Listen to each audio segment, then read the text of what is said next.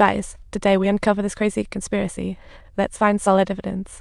One night, Owai enters a bar alone, seeking solace in drink, but meets Okyang, a senior exec at Fuichewing, who knows all his secrets and next life plan. Upon hearing this, Owai perked up, but the military was already after him, bad timing. So Owai fled with Okyang, who revealed the next life plan is a chip system by Fuichewing under military control. A zombie virus spreads out of control, hit a button, and all infected are toast, thanks to super chips. The military controls 1.5 million lives. The zombie outbreak is beyond expectations, like a zombie Hunger Games. To root out the source of infection, the military initiated the next life plan without informing Fuichewing, scheduling it for 7 p.m. the next day. Although the female executive at Fuichewing opposed, All Black staunchly pushed the plan forward. With 1.5 million lives at stake, the female executive had no moves left and decided to team up with Okyang to stop the next life plan. Okyang acted because his daughter also had a chip. Time was crucial, so they quickly devised an action plan. Since the control chip server was in a quarantined hospital, they decided to order Huang Long to use a virus to crash the server. Talk about it to prepare for trouble. Dojung supplied enough weapons, while Owai left the blunt bombshell outside to coordinate a helicopter rescue. With less than 13 hours left, the team acted swiftly, slipping into the quarantine zone via a secret tunnel. But alas, fate had other plans. Dojung stepped into a trap set by none other than the thugs wangling deals with Old Black. They were disarmed and captured, realizing they too used the tunnel for military prisoners' destination, server hospital. Curly didn't spill any more beans, but turned his gaze to Ojen, leaving her in a precarious situation as trouble brewed. Dojung, getting beaten by a female thug, fought back, sliced ropes, and rushed to support as chaos unfolded.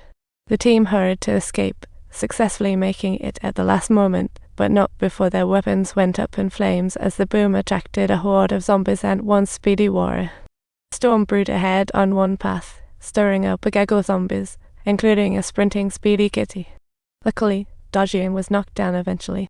The strong duo rushed to help dispatch the zombies and fled with Dojung.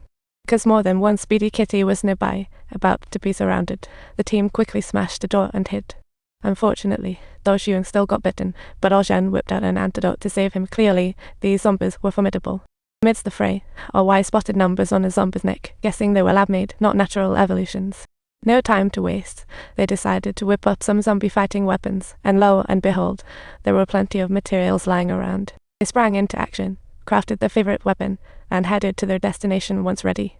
Not far in, they ran into a military patrol car, and in a panic, they ducked into the dark underground parking lot sneaky. While they avoided the military's watchful eyes, they encountered even more terrifying zombies, including some freaky mutants. Under zombie onslaught, they struggled fiercely, with zombies pouring in, no time to coordinate. In the end, they had no choice but to fend for themselves, and amidst the chaos, Owai was shocked to see Dojung joining the ranks of the zombies. Forced to act, he had to escort Dojung turned zombie out himself before sprinting down a separate escape route. Thinking he had evaded the chase, Owai soon found the place crawling with zombies, and alone, he unleashed an unprecedented rage. It's go time. He began slicing through the zombies like chopping vegetables, but with overwhelming odds, his only choice was to fight tooth and nail. Once disarmed, Owai was quickly overwhelmed, but just when it seemed all hope was lost, a gun-toting woman burst onto the scene. Her aim was precise, saving Owai from zombies. Owai was amazed to find Xiao Mei alive. Everyone thought she had been caught, but surprise, she managed to escape. Just then, the scattered crew rejoined. Xiao Mei recounted her tale. She had just escaped from the hospital lab run by a particularly twisted doctor at Fuichewing. With military backing, this doctor was off the rails experimenting with something sinister. The mad project to purify the zombie virus was her brainchild, and those prisoners, just her little lab rats. Upon learning their intent, Xiao Mei decided to join the crew. Everyone, drop some comments down below. There's only an hour left before the next life plan kicked. She knew a shortcut, and under her guidance, they quickly reached the hospital basement filled with the doctor's experimental subjects, a truly shocking sight. The doctor was up top, but the guards were minimal, allowing the team to quickly overpower them. Time was slipping away as Ojen hacked the system to shut down next life plan, but Xiao Mei saw familiar surroundings, triggering painful memories.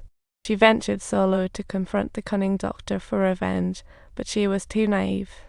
By the time she saw it was a decoy, the doctor attacked. or why, noting Xiao Mei's absence, chased after her instantly.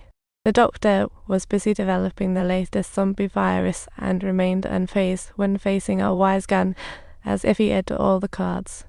He held the keys to the cure. If he perished, Xiao Mei wouldn't stand a chance either. Under threat from the doctor, Wai had no choice but to lower his gun. The twist.